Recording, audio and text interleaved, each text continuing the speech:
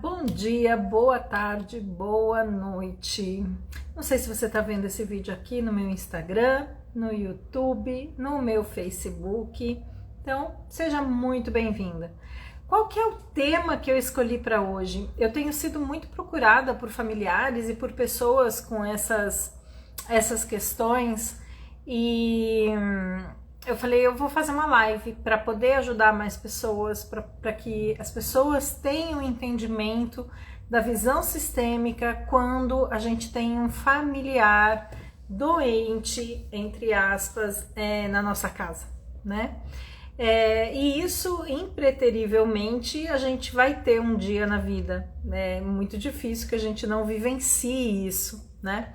Então eu acho que não vai ser uma live muito demorada, vai depender aí da participação de vocês, das questões que vocês trouxerem. Eu trouxe aqui um esqueminha, trouxe aqui as minhas anotações para estar seguindo, mas eu acho que não vai ser tão demorada não, mas vamos lá, vamos seguindo o fluxo, né? Boa noite, Edson. Seja muito bem-vindo, Silvia, boa noite, seja bem-vindo. Vamos fazer o seguinte, vamos pegar o aviãozinho aqui e vamos chamar as pessoas para a live, né? Pessoas que hoje podem estar vivenciando uma situação na família que seja difícil, que tenha um idoso, ou pessoas depressivas, ou com doenças aí degenerativas, essas situações que toda família passa e que a gente não sabe, mexe com toda a família, não só com quem está doente, e a gente não sabe muito bem como lidar. Então, tô mandando aqui, vou enviar tudo e vamos entender como é que as constelações enxergam isso. Boa noite. Então vamos lá. O primeiro entendimento é a gente entender que a vida e a morte é um ciclo que todos os seres humanos vão vivenciar, né? A gente vai vivenciar a nossa própria morte, mas a gente vai vivenciar ao longo da nossa vida várias perdas também de pessoas importantes, de pessoas que a gente ama. Então, o primeiro entendimento, quando eu tenho alguém doente de uma forma bem grave, é esse, que o término da vida é um ciclo que se interrompe, né, em um determinado momento. Por mais que a gente queira que essa pessoa permaneça, existe um tempo certo para cada pessoa. Então, esse é um primeiro entendimento, é um entendimento mais de espiritualidade, é um entendimento onde eu me conecto e entendo para onde a minha alma vai desde que a gente nasce, né? Eu costumo dizer que a nossa alma caminha para o retorno para casa desde o momento que a gente nasceu. Só que a gente tem um número X de vezes que a gente respira, que o coração bate, e nesse meio tempo é o que a gente chama de vida. Então, esse primeiro entendimento, ele serve para mim, mas serve para essas pessoas que a gente também está convivendo, né? Eu vou começar a dar um exemplo, pegando isso. Eu tenho uma amiga e outro dia a gente foi viajar, fomos num velório de um amigo nosso de 30 e poucos anos, e ela foi no caminho falando sobre o marido, né? Do desespero dela de olhar para o estado que o marido dela estava, a situação que ela estava vivenciando. O marido já há algum bom tempo passa aí por vários tratamentos de saúde, já teve derrame, não se cuida, bebe, tem uma vida desregrada, né? Não quer ir no médico, não quer fazer a cirurgia que precisa, não quer fazer tratamento. E eu acho que muitas pessoas podem se identificar com isso, né? Quando eu tenho uma pessoa que parece que desistiu de tudo e que tá muito nítido, né, o movimento inconsciente que essa pessoa tá fazendo para a morte. Nesse caso é o marido, e eu já venho falando e conversando com ela, e eu falo assim, amada, você sabe qual é o caminho, quais são as escolhas, né? Seria um olhar para a morte? Sim, Lila. Essa pessoa está conectada com a morte, ela está conectada com o ir, conectada, dentro das constelações a gente chama o mundo dos mortos, né? Não sei se é por fidelidade sistêmica, o que me leva a ter esse movimento, às vezes pode ser fidelidade sistêmica, então eu quero seguir o mesmo destino que uma outra pessoa que veio antes, que eu conheça ou que eu não conheça, dentro do meu sistema familiar. Pode existir, às vezes, isso é muito comum, uma mãe que perdeu vários filhos, ela fica conectada com a morte, né? Então ela inclusive, ela não consegue nem doar-se amorosamente para os filhos que vêm depois. Ela meio que vive um pouco aqui no mundo dos vivos, um pouco no mundo dos mortos. E não tem a ver com essa fidelidade de antepassados que normalmente a gente fala. Eu vejo casos também muito comum que tem uma dinâmica que a gente chama, que é eu vou para que você fique. É um amor infantil, né? Você colocou aqui amor cego, também é chamado de amor cego ou amor infantil, né?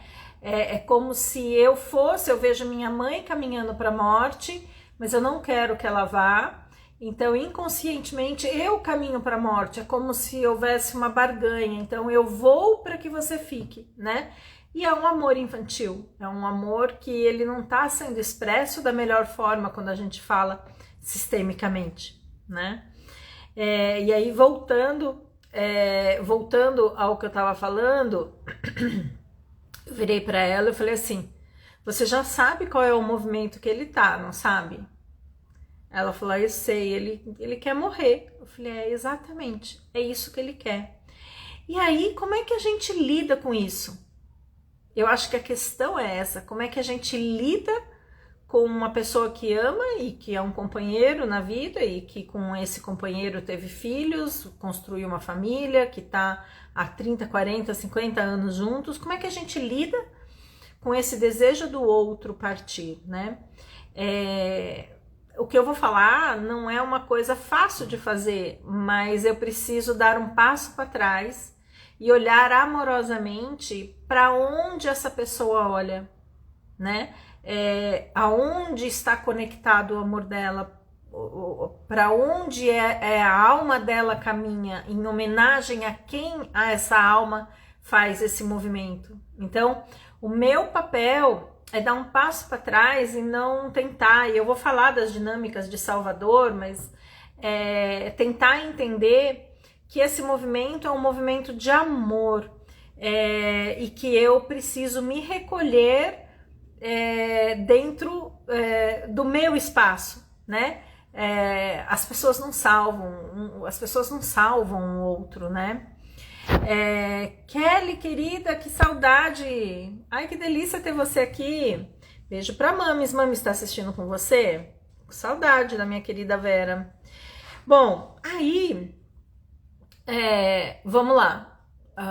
Eu acho que ficou ilustrado bem isso, né? Para onde a alma caminha. Então eu preciso entender que existe um movimento inconsciente e muito profundo de amor desta pessoa em direção a alguém ou que quer partir e eu quero ir no lugar, ou alguém que já partiu. Boa noite, Valma, Valma, boa noite. Então vamos falar um pouquinho como é que como que isso acontece dentro da família. Então, se a gente está falando de família, ou eu tenho uma relação de parceiro afetivo, de cônjuge, né, de marido e mulher, ou eu tenho uma relação que o meu filho tá doente, né, o meu filho, e aí independente da idade, o meu filho tá doente, ou os meus pais ou os meus irmãos, né? Então, normalmente, quando alguém está doente que movimenta toda uma família, tem estas relações ou estes papéis aí. E o que é importante sistemicamente eu entender? eu entender que existe um princípio dentro das constelações sistêmicas que é chamado de hierarquia, né? Então eu respeito quem vem antes, eu respeito e digo sim a quem veio antes. Então vou dar um exemplo, passei por isso há uma semana passada, uns 10 dias atrás. A minha mãe ficou um pouco doente, teve aí uma infecção e processo aí de labirintite, e eu fui com ela para o hospital, né? Minha mãe tem hoje 77 anos, mas é super ativa, trabalha e etc. E a gente tava no hospital e o médico falava para mim, mas você precisa cuidar dela, né? Tipo assim, não deixa ela dormir sozinha. Eu falei, mas eu não mando nela. Olha a força dessa mulher, eu não mando nela. E aí na hora que a gente foi embora e a gente tava no estacionamento, ela tava irritada. Falei assim, quero ir embora logo desse hospital porque ficam me chamando de idosa. Não sei nem se ela tá assistindo, eu não vi ela entrar. Se ela entrou, eu não sei se ela entrou. Fica todo mundo me chamando de idosa, que você tem que cuidar de mim, né? Ai, credo, vamos embora desse hospital. Então, o que acontece? Como é que eu, como filha, respeito esta hierarquia dentro deste momento específico, tá? Ela me disse que não estava bem. Na verdade, ela não me disse. Meu irmão que trabalha com ela, que eles trabalham juntos, me ligou, falou assim, tô avisando, a mãe tá indo para casa e acho que vai pro hospital. Falei, tá bom, vou ligar para ela e saber se ela quer que eu vá junto, né? E aí liguei para ela, mas quem contou? Mas tudo bem. Aí eu falei, mãe, se você quiser, eu vou com você. Eu tenho um compromisso, eu tenho um agendamento, mas depois das 3 eu tô livre, né? Já era tarde isso, já era uma hora, 2 da tarde. Falei, depois das 3 eu tô livre. E aí eu fui com ela no hospital. E a minha postura é deixá-la tomar as decisões que ela quer, né? Então, em termos de ir para o hospital, ela quer ir para o hospital, eu não vou carregar minha mãe à força para ir para um hospital, a não ser que ela estiver inconsciente, né? As decisões que o médico passa, o que ela vai tomar ou não vai tomar de remédio, eu não vou ficar em cima dela para que ela tome o remédio ou não tome o remédio. E por que isso? Porque a gente tem que entender que, neste caso específico, a minha mãe está com plenas capacidades mentais. Nem sempre isso acontece quando a gente está cuidando de mãe, né? Então, quando eu cuido de algum familiar, mãe ou pai, eu respeito as decisões que ele tomar para a vida dele.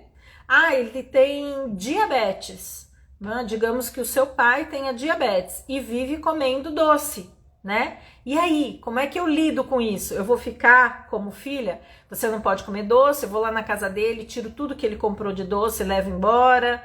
Cada vez que ele experimenta alguma coisa de doce, eu brigo com ele. O movimento é de amor, de cuidar, mas sistemicamente é desrespeitoso pelo movimento que a alma dele está fazendo. Então eu preciso aprender a lidar com quem? Com este pai que come o doce e tem diabetes, ou eu preciso lidar para o caminho que ele segue para a morte? Eu, Adriana, preciso lidar com isso. Então, sistemicamente, eu preciso respeitar este movimento, né? Bom, Adriana, digamos que eu tenha um pai ou uma mãe idosa e que não tem mais condições, eu já falei isso em várias lives, não tenham mais condições de tomar decisões por si próprio. Bom, aí que decisões eu tenho que tomar? E como não infringir a hierarquia quando há questão de demência? É o que eu vou explicar agora. Muito boa a pergunta, Selma. Estou explicando agora. Quando há demência, quando há uma perda das faculdades de processo decisório, eu tomo as decisões referentes à vida deste idoso como ele gostaria que fossem feitas, né? Durante toda a vida, esse pai e essa mãe falaram em várias conversas de como eles gostariam do que acontecesse, né? Eu tenho um amigo meu, amigo de infância, e o pai dele levou um tombo na rua, né? O pai dele tem uns 80, tinha uns 80 anos. Ele era mais, eu acho que ele tinha uns 81, ele devia ter mais ou menos a idade do meu pai, né? Meu pai teria feito 81 anos. E ele tomou um tombo na rua e ficou vegetando, não teria mais como, né? Inundou o cérebro de sangue e perdeu a mobilidade, etc. E os filhos tomaram a decisão de desligar os equipamentos, deixá-lo partir. E durante o velório, o filho dele conversou comigo, ele falou assim: a vida inteira o meu pai disse que não queria viver isso. E que se vivesse era melhor que desconectasse tudo. Então houve esta possibilidade de cumprir o que este pai desejava, né? A Lila aqui, ó, minha mãe está com demência, ela não tem capacidade nem lucidez para decidir as coisas mais básicas. Então, e aí eu decido as coisas mais básicas por ela, pensando em como ela decidiria, Lila, né? Eu entendo que quando há dinheiro e abundância financeira, seguir essas coisas talvez fique mais fácil, né? Vou dar um exemplo,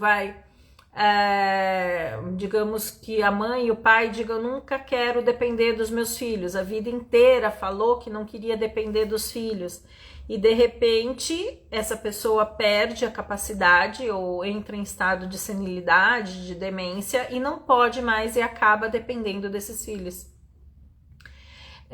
Quando eu tenho condições financeiras, eu consigo ou montar uma estrutura para que atenda esse idoso, ou coloque numa instituição que vai cuidar desse idoso, né? Sim, faço isso, Dri. Exatamente, ela diz que sou a mãe dela. Então, e aí, Lila, eu sei que eu já vi muitas pessoas amorosamente falar: agora minha mãe é minha filha. Não, tá? Às vezes você não vai discutir com uma pessoa que tá com senilidade, mas internamente você fala: olha, isso é importante, Lila. Olha o que eu tô falando. Às vezes a mulher que tá senil fala que a gente que tá visitando é mãe dela. Já vi isso acontecer, né?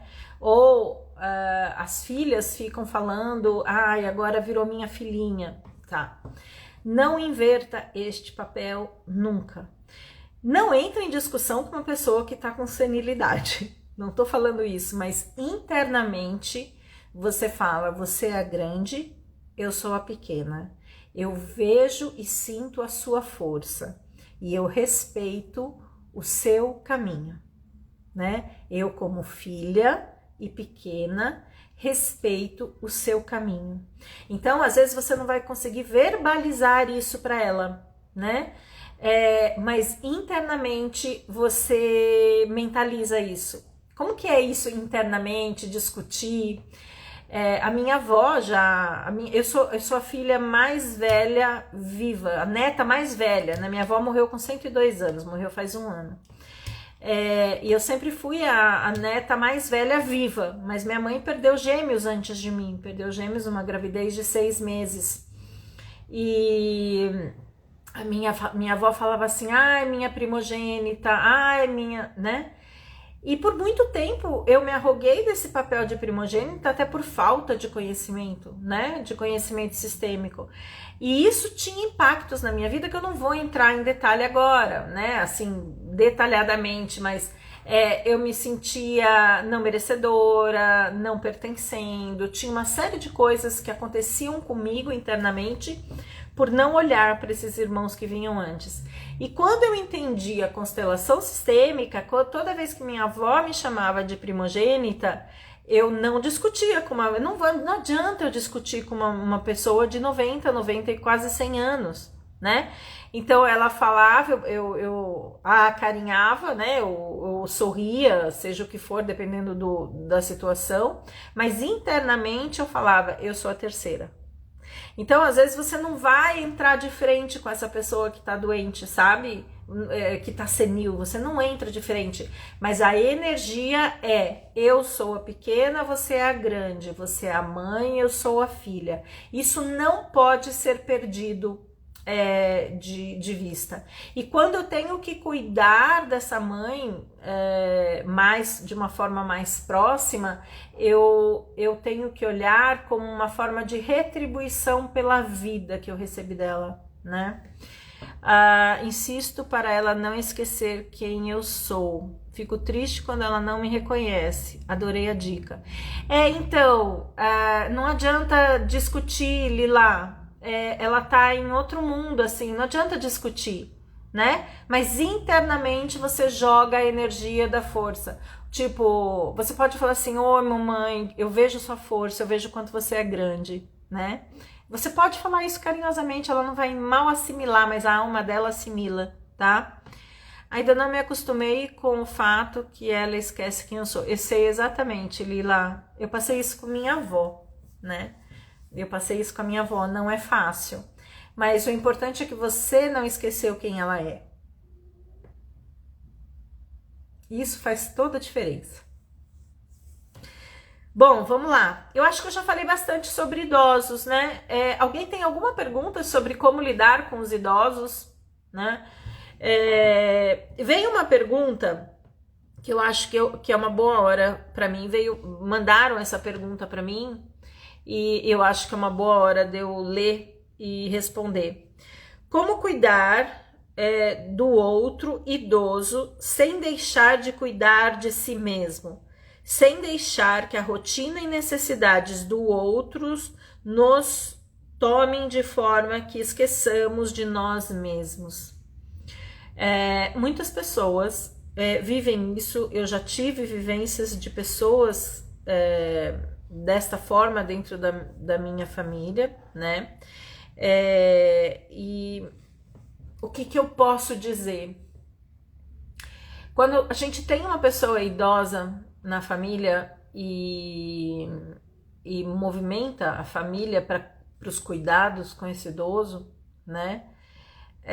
A gente tem que entender que existe um papel que eu preciso negociar com, por exemplo, os irmãos, né? Eu tenho que dividir isso com outras pessoas que têm uma responsabilidade, né? Então, por exemplo, se uma mãe que está doente e ela tem 5 filhos, esses filhos de alguma forma vão precisar se mobilizar para cuidar dessa mãe, seja alguns contribuindo financeiramente, outros mais próximos fisicamente, porque as pessoas têm as próprias vidas. Mas uma coisa que eu vejo, e eu acho que vale para as pessoas refletirem, é que muitas pessoas são cuidadas por um único filho, mesmo que tenham vários filhos. E este filho que cuida se arroga de um... Eu não quero usar prepotência porque é um movimento de amor, mas nenhum outro irmão vai cuidar como ele, na visão dele. Ninguém vai cuidar desse idoso como ele, né? Ninguém presta atenção para esse idoso, só ele. Então, é um momento difícil para a família, né? É um momento difícil, eu sei porque minha mãe tiveram a minha avó com 102 anos e 4 filhas com opiniões diferentes, né? Sobre como lidar com esse momento da minha avó. Minha avó até 96 anos estava muito bem, independente, e depois foi decaindo, então ela ficou praticamente uns 6 anos de cama, praticamente isso, uns 5 anos é certeza, né? E foi perdendo a capacidade mental, foi perdendo a capacidade de reconhecimento, né?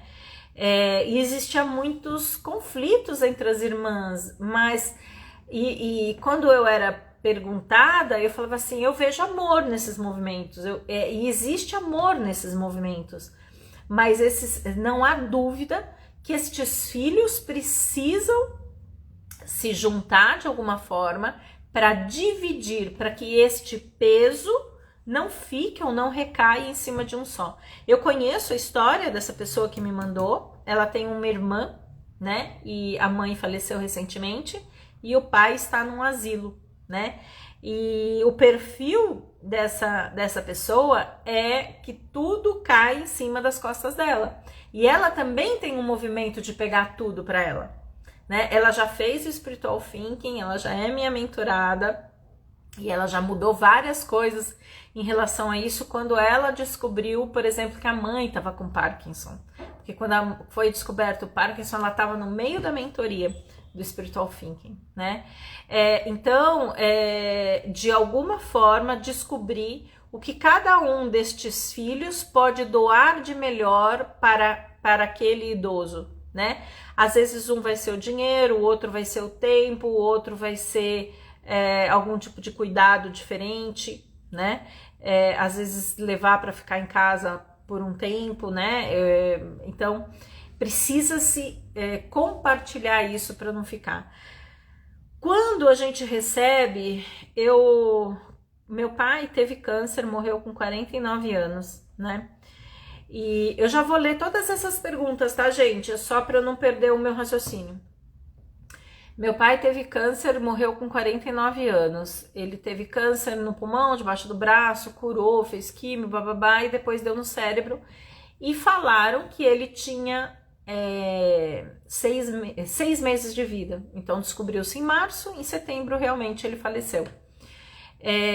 Então era alguma coisa com um tempo pré-determinado, era uma doença terminal. Então eu lembro que a gente não tinha uma pessoa para cuidar dele, mas minha mãe precisou se afastar da loja. Meu irmão assumiu os negócios da família. Meu irmão, na época, se eu tinha 22, 91, meu irmão tinha 91, meu irmão acho que tinha 20 anos, né? Cuidava da confecção, cuidava dos negócios da família, e eu trabalhava fora, né? E fazia faculdade à noite. Então, neste período, houve uma força-tarefa da família, mas o peso maior caiu com a minha mãe, não tenho dúvida nenhuma.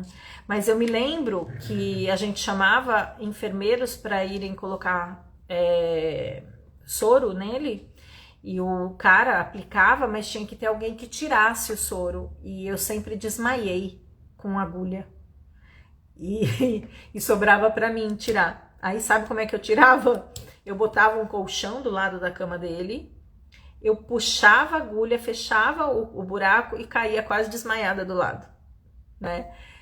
Então existe um movimento de apoio da família da melhor forma que se pode fazer. Agora, esquecer da gente, esquecer da vida. Muitas pessoas têm filhos pequenos, tem marido, tem o pai ou a mãe doente. Existem toda uma outra esfera que eu não posso abandonar, né? Então, como eu disse, tem doenças que vão durar anos. A minha avó ficou 6 anos ruim. O meu pai ficou 6 meses. Às vezes acontece de em 1, 2 meses a pessoa partir, né? Então, o esforço e a coordenação e o planejamento de como conduzir isso de forma amorosa precisa ser alinhado com toda a família. Deixa eu ver aqui as perguntas, porque eu acho que entraram bastante perguntas. Deixa eu ver. A constelação familiar tem sido um divisor de águas na minha vida. E você foi uma grande inspiração para mim. Lila, as constelações sistêmicas, elas realmente são um divisor de água da forma como a gente enxerga o mundo, como é que a gente enxerga as situações, como é que a gente enxerga a vida, as relações humanas, né? É por isso que eu tenho aquele meu produto chamado Spiritual Thinking, que é baseado em constelação sistêmica, neurociência. Porque quanto mais eu acho que as pessoas entenderem essa forma de enxergar o mundo, mais as pessoas se beneficiam disso, tá? Tenho um carinho enorme por você, Lila. Selma. Quando existe o amor rompido entre mãe e filho e esta filha necessita cuidar da mãe idosa. Gente, você sabe que Selma, né? Selma Santonelli. Eu assisti ontem, Selma, eu não sei se esse é o seu caso ou você está relatando de alguém, mas eu assisti ontem um filme chamado Eu, Tônia, baseado em história real. Uma ginasta de patins no gelo e aparece a relação dela com a mãe, uma mãe extremamente abusiva, uma mãe que a humilhava, né? E você sabe que enquanto eu assistia eu falava assim, gente, como que essas feridas nessa pessoa estão ainda afloradas, e o que impossibilitaria qualquer tipo de movimento, né, nesse sentido de cuidar. Por outro lado, Selma, eu lembro que outro dia não, quando eu tava morando na chácara, na pandemia, eu tava conversando com o meu caseiro de lá, e ele falou, sabe, Adriana, minha mãe não era muito boa da cabeça. A minha mãe, eu tinha acho que 6 anos, ela foi embora de casa e me largou com meu irmão de 2 ou 3 anos. E o meu pai já não morava com a gente, então a gente ficou sozinho, nós dois. E eu saía de casa para tentar vender alguma coisa, para comprar leite, café com leite e pão, né? Leite e pão para eu poder me alimentar e alimentar meu filho. Falei, nossa, que história. Ele falou assim, você sabe que depois eu descobri onde minha mãe estava e eu descobri onde meu pai estava. E nos respectivos momentos da vida deles, ele levou para casa e cuidou deles, né? Então você pega uma pessoa que é simples, mas que conseguiu entender as limitações desta mãe e deste pai, né? Então entender também, né, que por que o pai abandonou a família. Entender que era muito complicado conviver com uma mãe com aquele nível de comprometimento, né? E eu tô falando de uma pessoa que não estudou. Isso existe uma compreensão de alma, né? De olhar e entender que essa ferida mexe com ele até hoje, eu tenho certeza que mexe até hoje, né? Mas entender as limitações que esta mãe tinha, entender o movimento de ir embora desse pai, né? E ele acabou cuidando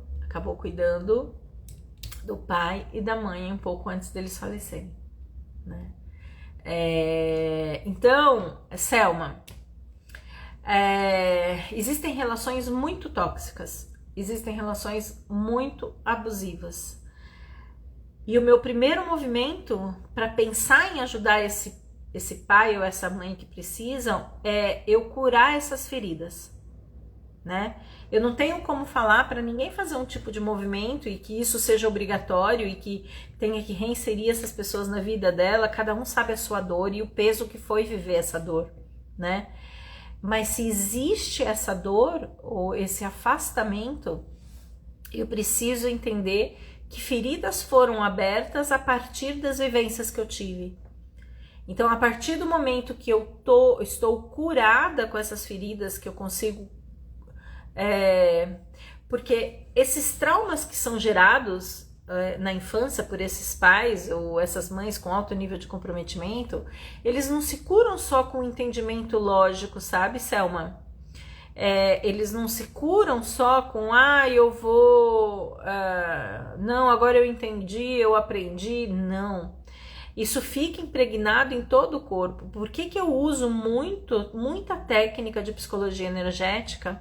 E a Lila tá aí que conhece essas técnicas para eliminar traumas, para limpar isso do corpo e conseguir liberar esse trauma efetivamente, de uma forma muito real, muito verdadeira. Então, o primeiro movimento não é querer aproximar, querer cuidar, ou a sociedade meio que obriga, né, essa filha ou esse filho a fazer isso, Não, o primeiro movimento é eu preciso me curar, eu preciso entender o que aconteceu comigo, eu preciso entender que eu tenho muita raiva e eu tenho muita mágoa da minha mãe ou do meu pai. Eu preciso entender isso, eu preciso dizer que realmente eu fui ferida, realmente eu fui machucada, sabe? Então não se passa por cima sublimando isso, não se passa por cima só falando mentalmente, trabalhando aí com uma terapia falada. Não, eu preciso olhar para essa criança e efetivamente curar essa criança. Quando eu estou bem, vai existir o movimento correto de como lidar com este pai e com essa mãe, tá? Selma, eu não sei, eu consegui responder a sua pergunta? Me fala se eu consegui responder, porque às vezes eu dou umas voltas que são necessárias, mas depois você me fala. Eu pensava assim, Dri, mas os meus irmãos sempre ajudaram. Eu não sei o que você pensava assim. E que bom que os irmãos ajudaram, né? Você pensava que ninguém cuidava direito, só você? Depois você fala o que é. Quando cuidamos de um idoso, sou Solange Cunha. Quando cuidamos de um idoso com demência, é melhor aceitar o que eles falam de acordo com a cabecinha dela ou tentar trazer para a realidade. Existem vários níveis de demência, existem várias doenças que trazem não só a idade, mas também você tem o Alzheimer que impossibilita também isso, né? O que eu acho, assim, essa pessoa vai ter momentos de lucidez ao seu lado. Você pode chegar e falar assim: oi, mamãe, você sabe quem eu sou? Você lembra do meu nome? Mas sem forçar. Ah, não. A minha avó, quando a gente perguntava isso, uma vez eu perguntei, ela falou assim: amiga parente. Minha avó era esperta até com 100 e poucos anos. Ela não tinha como errar. Se eu estava visitando ela num asilo e eu perguntava, né, quem eu era, você é amiga parente. Pronto. Ela não lembrava exatamente quem eu era. E tá bom, é isso mesmo, eu sou amiga e parente. Não, sabe, tentar forçar alguma coisa espontaneamente, essa pessoa pode ser que lembre, né? Vocês viram um experimento que é feito com música para pessoas com Alzheimer e uma dançarina que ao ouvir eu não sei se era o quebra-nozes ou que peça que ela dançava, vocês viram isso? Rodou na internet. E com a música fez com que ela lembrasse, mesmo sentada numa cadeira, de todos os movimentos que ela dançava, né? Eu acho que essa questão de querer que o outro reconheça é muito mais uma satisfação nossa do que algo realmente que vai ser útil para aquele momento. O que aquele idoso precisa naquele momento? Eu acho que é mais por aí, eu vejo muito mais por aí, né? Uma vez eu fui visitar minha avó, tava eu, meu irmão, minha cunhada e acho que as 2 filhas do meu irmão. E minha avó perguntou pro meu irmão: são todas suas mulheres? Aí meu irmão respondeu: sim, são todas minhas mulheres. E tá bom, a gente não entra em discussão, né? Eu sou mais a favor disso, tá bom? Porque não existe uma reversão, existem momentos de lucidez, mas não uma reversão. Então eu não sei o quanto deixar o idoso desconfortável e perceber que tá errando, sabe? Eu não gosto muito dessa linha. Vamos lá, deixa eu ver aqui, tem mais perguntas. Às vezes só um filho mora perto e os outros inclusive fora do país. Aconteceu isso conosco. Sim. Mas de alguma forma, esses que moram fora precisam ajudar. Nem que seja financeiramente. Ou vem e passa 2 meses aqui, tenta passar 2 meses assumindo algum cuidado específico. Tudo depende. Tudo tem que ser conversado, Mônica.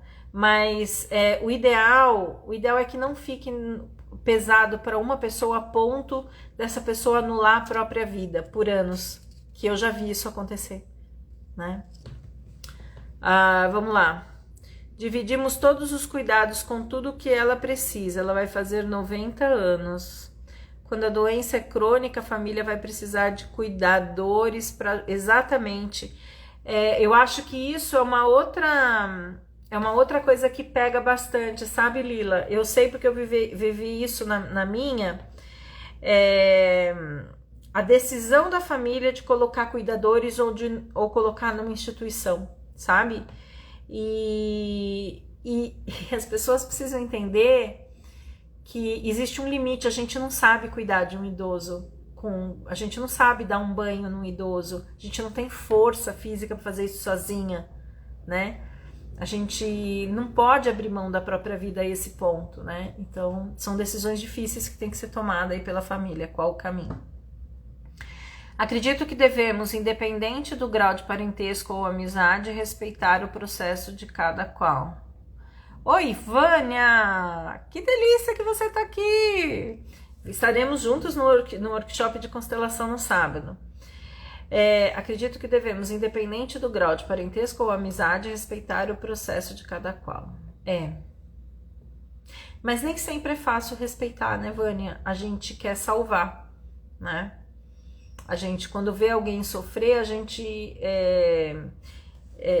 eu já vi pessoas que, por exemplo, socorreram a mãe de um ataque cardíaco, socorreram a mãe de um derrame, se sentiam meio como salvador, até que a terceira vez não deu, né? E essa questão do ser salvador tem muito mais a ver com você ter a necessidade de salvar do que qualquer outra coisa. Não tô dizendo que se passou mal na sua frente, você não vai socorrer, não é isso que eu tô dizendo. Mas eu vou dar um exemplo muito específico. Uma mulher que é casada com um homem alcoólatra, ou um homem que é casado com uma mulher alcoólatra, né? Este casal, ele já não se une, né? Aqui eu já tô entrando num outro tema, saindo um pouquinho do idoso. Esse casal, ele já não se une por acaso. Vamos primeiro entender isso, né? Existe aí uma ligação de chave e fechadura, né? Que precisa ser respeitado. Respeitado não, entendido, né? Então, quando eu tenho um cônjuge que é alcoólatra, e eu tenho a síndrome do Salvador, eu preciso olhar por que eu estou vivendo essa relação difícil com esse homem ou com essa mulher, né? Com esse meu cônjuge. O que eu preciso abrir mão da minha vida para ser amada, ou eu não me sinto uma pessoa possível de ser amada, né? Então existem conteúdos em você que você precisa entender, porque você tem a necessidade de se relacionar com pessoas que você precisa salvar. Outro dia eu tava conversando num aplicativo de namoro com um rapaz, aí ele virou e falou, rapaz não, porque na minha idade já não é nenhum rapaz. Não, porque eu tenho 8 pontos de safena, eu já tive ataque cardíaco, eu sou alcoólatra, estou internado numa clínica de alcoolismo, hoje eu já estou recuperado, eu já ajudo na clínica. Eu falei, opa, eu não sou salvadora. E para algumas mulheres isso é extremamente atraente, salvar o outro, mas esse não é o meu processo, né? Então eu preciso entender por que isso aconteceu também, né? E como é que eu cuido deste processo. Eu tinha uma amiga, e você falou de precisa respeitar, né? Seja amizade ou não, Vânia. Eu tenho uma amiga, eu tenho uma amiga, e ela é alcoólatra, né?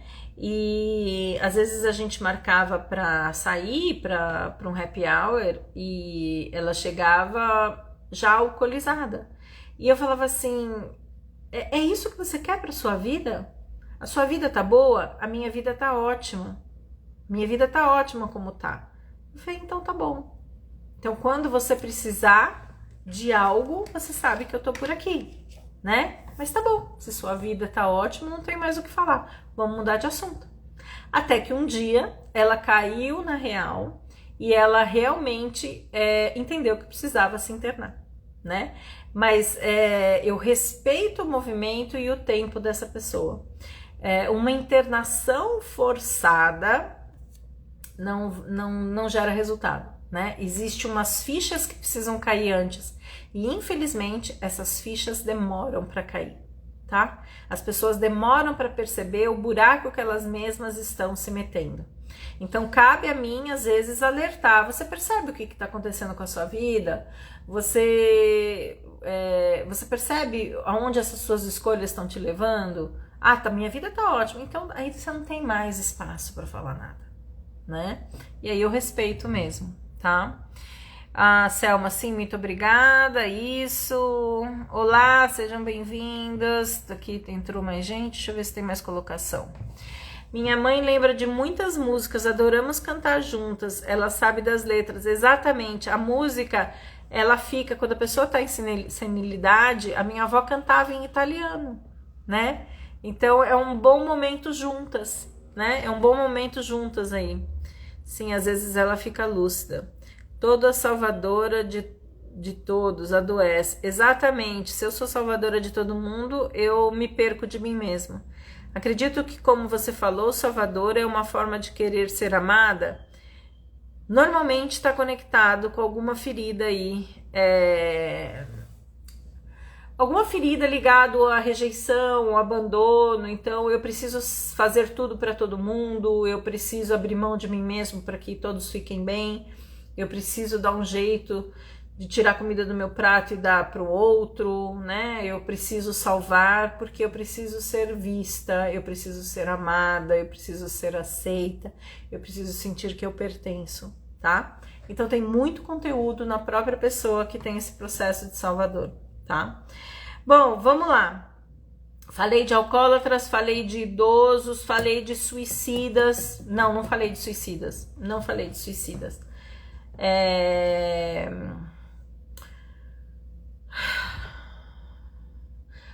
As pessoas normalmente que caminham para processos de automutilação ou tentativa de suicídio, né? Existem conteúdos muitas vezes sistêmicos por trás disso, tá? Eu lembro uma vez eu estava fazendo a minha formação de constelação e um cara foi constelar, né? E ele falou assim, eu preciso constelar porque a minha família tem muitos suicidas, na família da minha esposa tem muitos suicidas e eu tô vendo os meus sobrinhos irem para o mesmo caminho.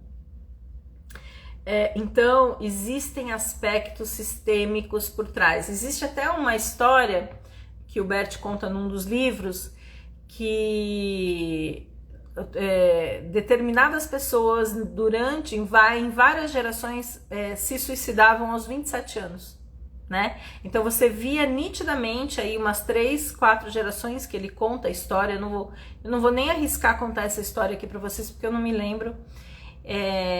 Tinha a ver com marido, esposa, alguém que foi morto e etc. E sempre aos 27 anos. Então, o suicídio tem muitos aspectos sistêmicos que eu posso olhar através da constelação, né? Entender com quem eu estou emaranhada. Por que eu estou querendo, às vezes, repetir um destino, né? Mas Adriana, normalmente quem tenta se suicidar ou se automutila não quer buscar ajuda.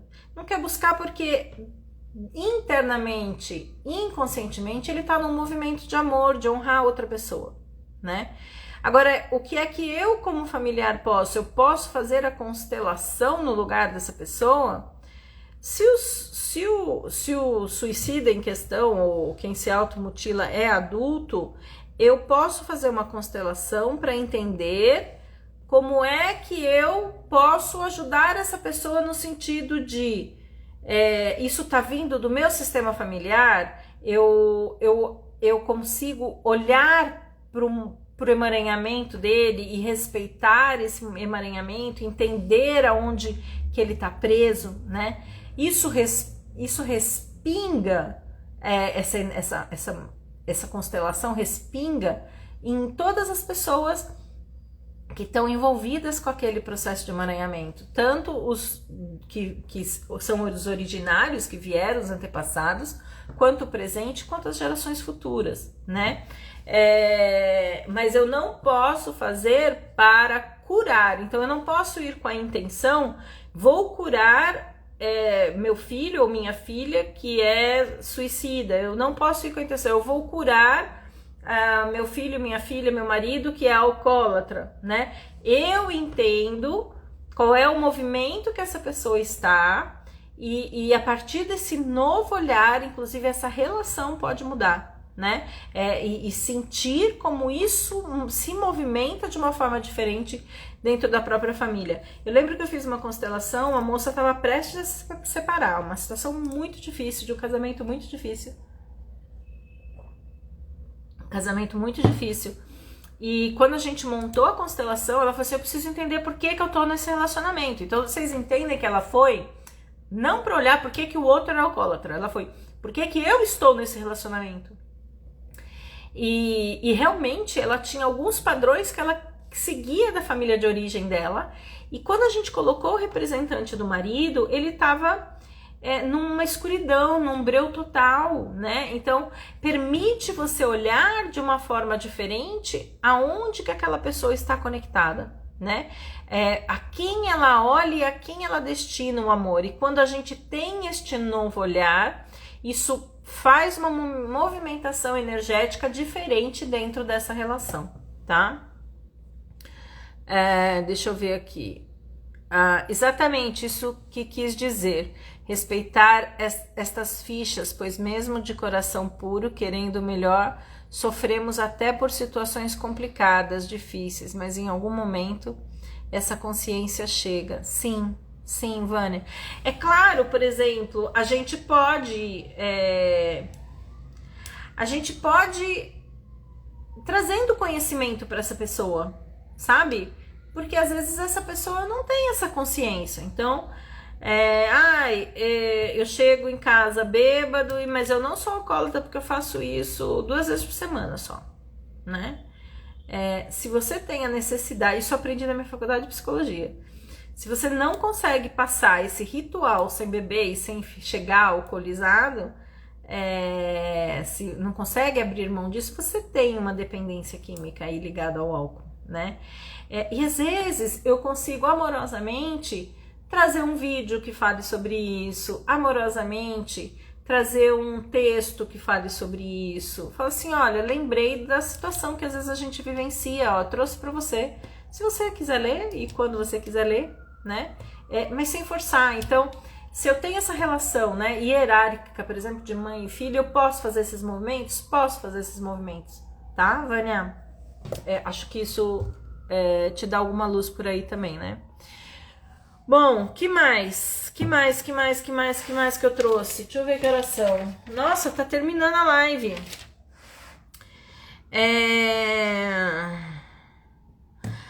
Parkinson e doenças degenerativas, com certeza, Adri. Parkinson e doenças degenerativas. A gente já falou um pouquinho sobre isso. O olhar sistêmico para essas doenças, e não só para essas doenças, todas as doenças e sintomas, elas têm o propósito de trazer algo profundo dentro do seu sistema para que seja visto, reincorporado, reinserido, que dê igual valia, né? Tem uma função essas doenças, né? Eu já fiz constelação com uma pessoa que tinha Parkinson, e quando me procurou, eu virei e falei assim, olha, a constelação não cura, né? Porque às vezes as pessoas querem jogar no colo do constelador uma cura, alguma coisa. Então, quando se trata de doenças, principalmente doenças que a gente sabe aí que são degenerativas, que a medicina não tem uma forma de sanar isso. Às vezes é controlável, é minimizado, mas não necessariamente que vai curar. Então, uma das primeiras coisas que eu falo quando me procuram por casos de doenças não, a constelação não cura. A constelação não cura o alcoolismo. A constelação não cura o câncer, a constelação não cura o Parkinson, a constelação não cura o Alzheimer. A constelação traz um novo olhar porque é que você e a família estão vivenciando aquelas situações. E quando eu tenho um novo olhar, eu posso pensar, sentir e agir de forma diferente. Então, o meu mestre diz assim, a gente não promete cura, mas às vezes pequenos milagres acontecem. Por quê? Porque aquela doença deixa de ser necessária. Eu lembro um caso de era um familiar de uma menina que fazia curso comigo e ela foi constelar, como é que chama? Vitiligo, que é aquele negócio que, não sei se era o vitiligo, eu não lembro o nome da doença, e estava entrando já nos órgãos internos, estava uma coisa muito séria, e quando montou-se a constelação, percebeu-se que estava conectado com uma ex-namorada do pai. Então, quando se cumpre um papel de reinserção, aquela doença perde a função de trazer algo à tona. Agora, a gente promete cura? Não. A gente garante cura? Não. A gente fala? Não. O câncer tem um livro, quem vive processos de câncer, tem um livro do Bert que chama Desatando os Laços do Destino. Ai, tá bem aqui, ó. Este livro aqui do Bert é só vivências de câncer, tá? Então, ele é muito legal. Ele é muito legal para a gente entender. O câncer, ele tá ligado a pessoas que foram excluídas do meu sistema. E tem esses dois livros aqui. Ai, toda vez... Ai, tô voltando. Eu não peguei os livros antes. Toda vez que eu vou falar de doenças, eu falo desses livros. Tem esse livro aqui, Constelações Familiares, O Caminho da Cura, tá? E esse aqui é meu mestre, o Renato Chambertati. Esse livro é maravilhoso, Saúde é um Novo Olhar, com Renato Chambertati, tá? Então, ó, fica aqui, se quiser, tira um print da tela para gravar o nome. Aí, pronto, tá? Para quem quiser aprofundar. Mas o meu objetivo hoje não era falar sobre as doenças e o papel delas, não é nada disso. Era como é que eu, como familiar, lido com as doenças com este olhar sistêmico. Então, quando eu olho para a morte, eu entendo que isso faz parte, que é um ciclo. Quando eu vejo a pessoa não querendo se cuidar, ela está caminhando para a morte. Os processos depressivos, de suicídios, tá conectado, né? É isso, printa. Eles são ótimos, esses livros, Lila. Então é isso. Acho que o que eu tinha que falar, ó, são 8h28. Já deu, eu achei que ia ser uma live mais curta até, mas vocês participaram e isso é muito bom. Alguém tem alguma pergunta? Tem alguma dúvida? Se não tem, me contem o que vocês acharam do nosso encontro de hoje. Se eu conseguir ajudar vocês a lidarem melhor com as situações de doenças que vocês vivem na casa de vocês. E eu queria fazer um convite esse fim de semana. Eu tenho um workshop de constelação sistêmica. Então, todos os meses eu tenho. Então, vai ser dia 29 de julho, depois 29 de agosto. Quem não conhece essa ferramenta, venha conhecer, venha entender como é que eu trabalho, né? Eu trabalho com constelações sistêmicas desde 2009, então eu já tenho uma jornada grande aí, né? Amou a live, Lila? Que delícia, obrigada!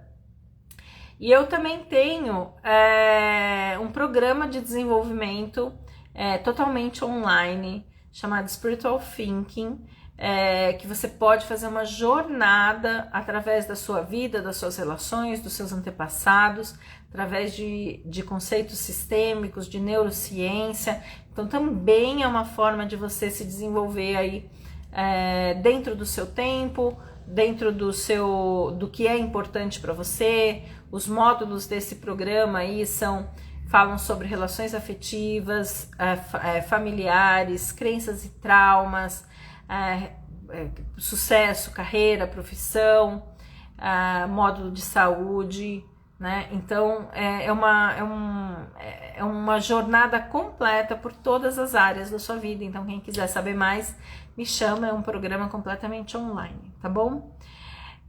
Adorou o tema? Estaremos contigo. Sim, Vânia, família Squaiella, estaremos juntos no sábado, que delícia.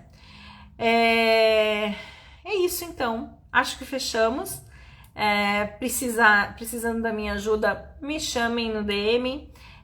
Tendo dúvidas aqui sobre esse tema que eu abordei, façam os comentários, escrevam nos comentários, compartilhem essa live com outras pessoas que vivem essas situações que são difíceis aí com os familiares. Então compartilhe isso com essas outras pessoas.